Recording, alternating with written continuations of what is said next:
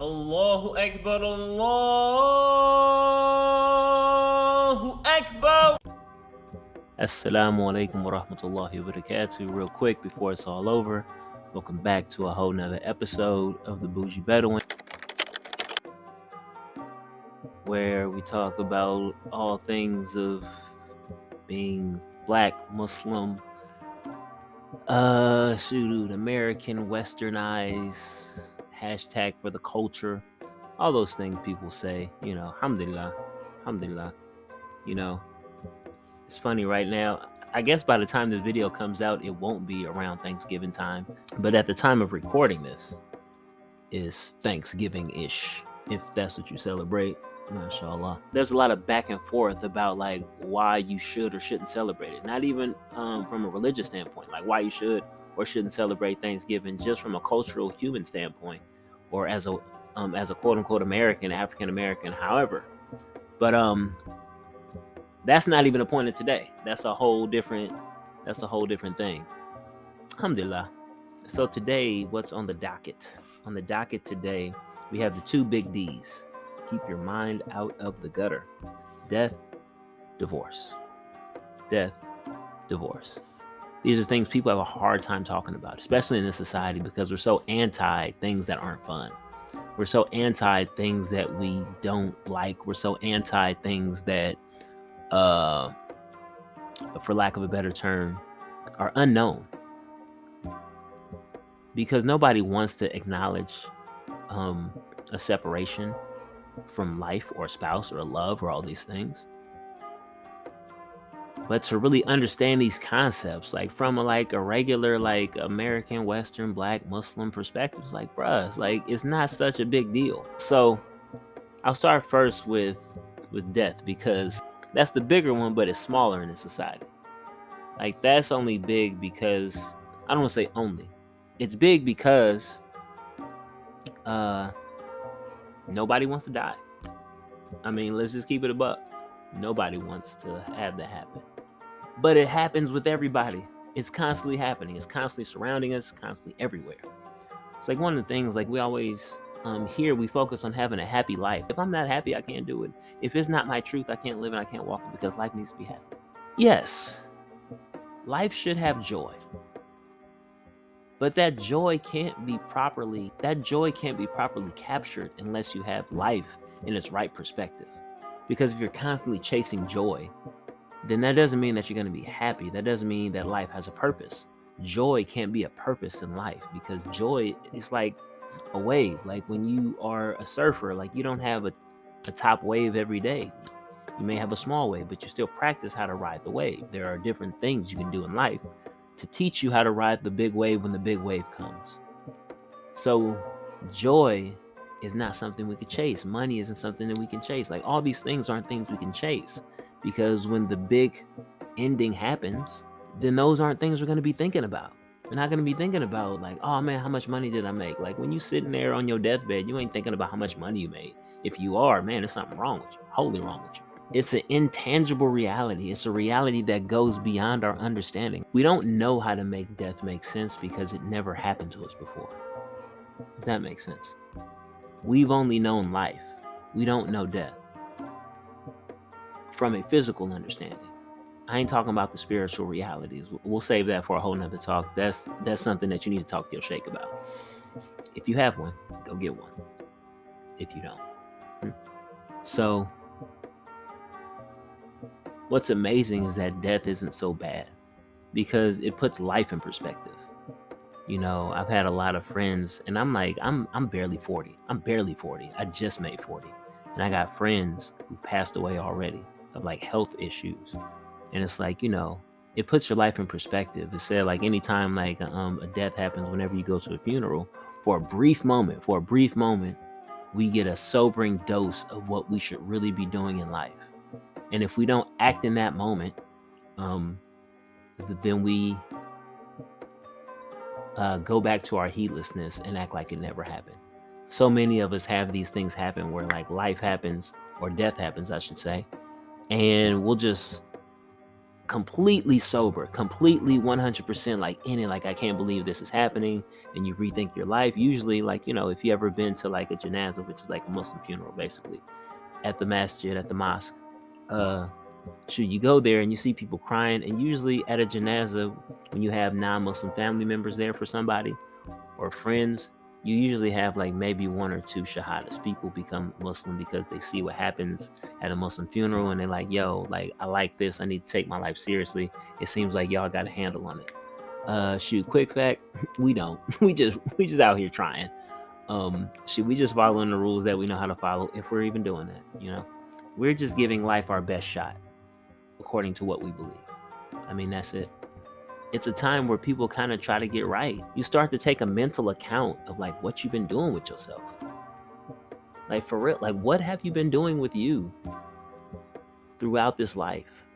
What do I need to do to get where I need to get? What do I need to do? What actually is happiness? And these cardinal questions that we ask ourselves, like, what is the meaning of all this? Where do we go after it's all over? What is actual happiness? Like these basic questions are some of the things that you start to ask yourself when that small window opens after somebody else passes away, who you love, who you care about. And sometimes we have answers, sometimes we don't. Sometimes we get the inspiration to seek it out. And God bless the people who do, man. Whatever religion or faith that you follow, like, stick to it when those things happen, because like you'll start looking for answers. And you're not necessarily gonna find them in ignorance or arrogance and knowledge. People like, oh, I'm so smart. What really happens is like, like you don't know. Like, you don't know. And I'm gonna be honest, if you don't come from a tradition that has a solid description, even if you don't believe it, if you have like a million people who believe this same understanding, who can actually cite a book that says this is what happens, then it's just hearsay. People are just talking. Not to say from a person who doesn't believe in religion that this other stuff isn't hearsay, but these people believe it because they have it written down, it's compiled, it's together, and we all go with it. Where there are people who get hit with the I feel like when this happens, your energy, bro, you don't have a sound knowledge. You don't have a concrete understanding. Even if it's just belief, it's not concrete. You're going based off of what you know, and you've never died. So there goes that.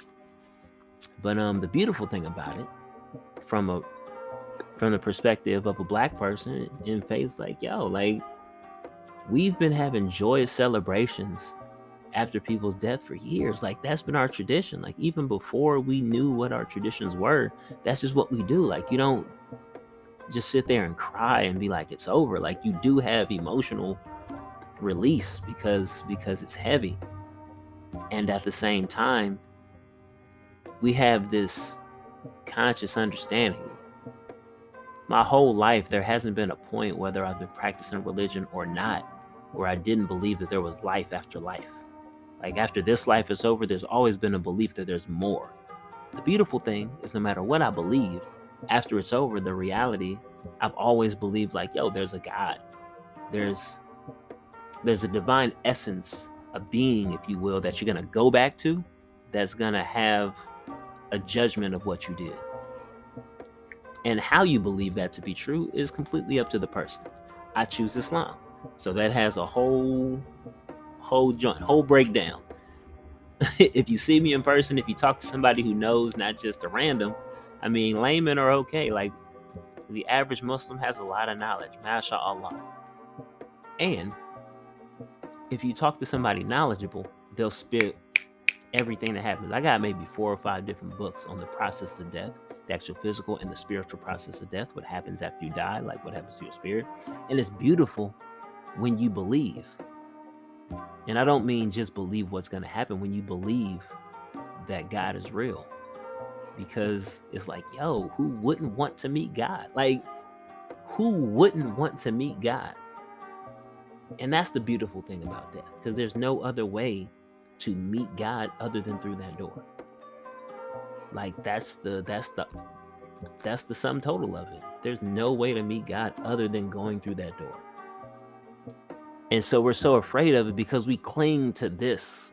Like, to be honest, a lot of people don't really like living, but they're so used to it.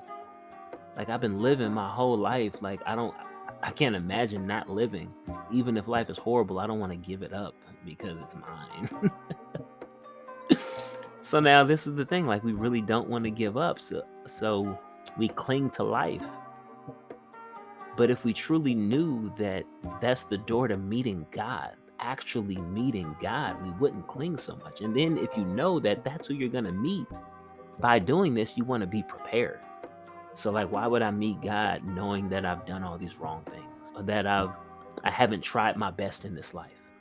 Why would I know that I'm going to meet God and knowingly not do any of the things that he wants me to do? Knowing that if there is a God,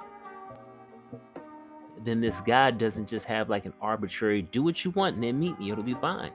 That's not even how it is. Like when you go see your aunts and uncles, like you like, okay, well, let me dress up. Or like if I have a very gracious auntie or a very gracious grandparent who I've never met, who's like the head of the family, whatever. And I'm going to meet them and they're very distinguished. I'm gonna like, put my best on. I'm gonna be on my best behavior. But if they know me to be a bad character, I'll feel embarrassed.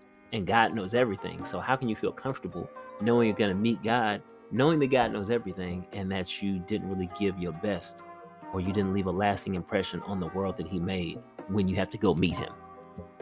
Right? So yeah, that's that. That's one of the things about that is very important to, like, whatever you believe, jump into that and go through it. If you believe in God, then go through the tip of understanding of what you believe so that you know that when you meet Him, you're in good standing. Like, you do it for job interviews. like, like your job interview is better than meeting God? Word. Word. Wow. Okay. Yeah, I mean, some people, I don't know.